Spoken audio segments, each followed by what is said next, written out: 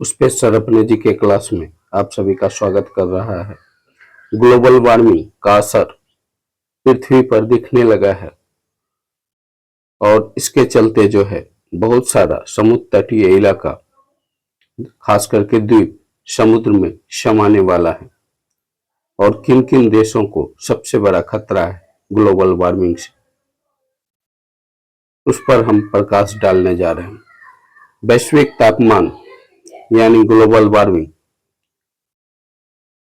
और जलवायु परिवर्तन दो आपस में जुड़े ऐसे संकट हैं जिसकी वजह से दुनिया भर के कई समुद्री किनारों और द्वीपीय देशों पर अस्तित्व का खतरा मंडरा रहा है।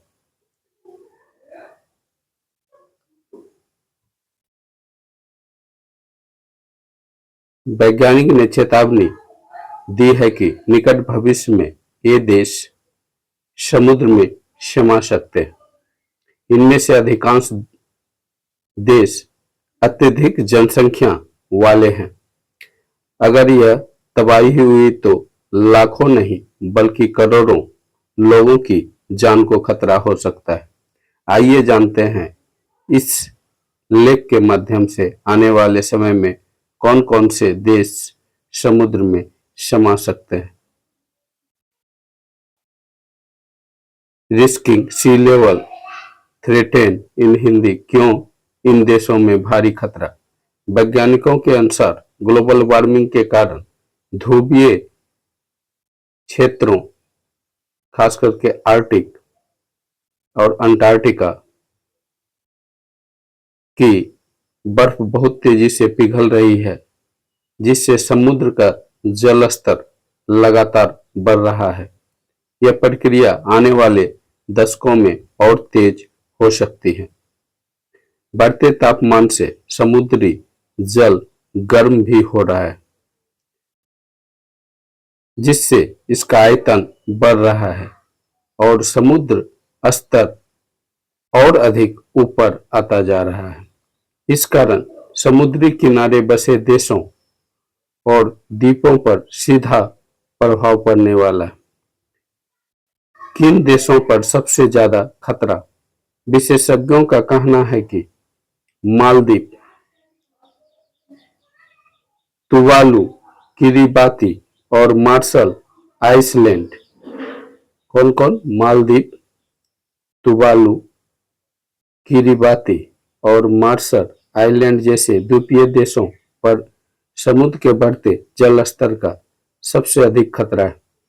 इन देशों की अधिकांश आबादी समुद्र तल से महज कुछ मीटर की ऊंचाई पर रहती है, जिससे वे सीधे खतरे की जद में है।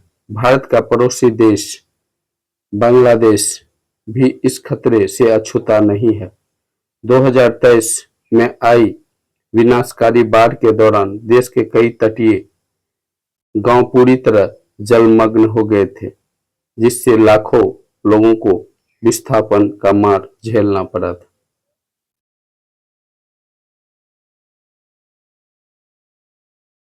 इसके बाद बांग्लादेश सरकार ने चेताया था कि अगर तापमान वृद्धि की यही गति रही तो आने वाले वर्षों में देश के अधिकांश तटीय इलाके समुद्र में समा सकते हैं। मालदीव में इंफ्रास्ट्रक्चर सुरक्षा की तैयारी, लेकिन चिंता बरकरार। मालदीव सरकार ने 2023 में समुद्र के खतरे को देखते हुए बुनियादी ढांचे को सुरक्षित करने की योजना शुरू की थी। हालांकि विशेषज्ञों का मानना है कि अगर समुद्र का जल स्तर लगातार बढ़ता रहा तो यह प्रयास भी व्यर्थ हो सकता है। मुंबई जैसे महानगरों पर भी खतरे की घंटी। संयुक्त राष्ट्र समेत कई वैश्विक संस्था ने चेताया है कि मुंबई, न्यूयॉर्क और शंघाई जैसे तटीय महानगरों पर भी खतरा मंडरा रहा है। रिपोर्ट के अनुसार इन शहरों में निकट भविष्य में भारी बाढ़ आ सकती है, जिससे लाखों लोग बेघर और हजारों की जान जा सकती है।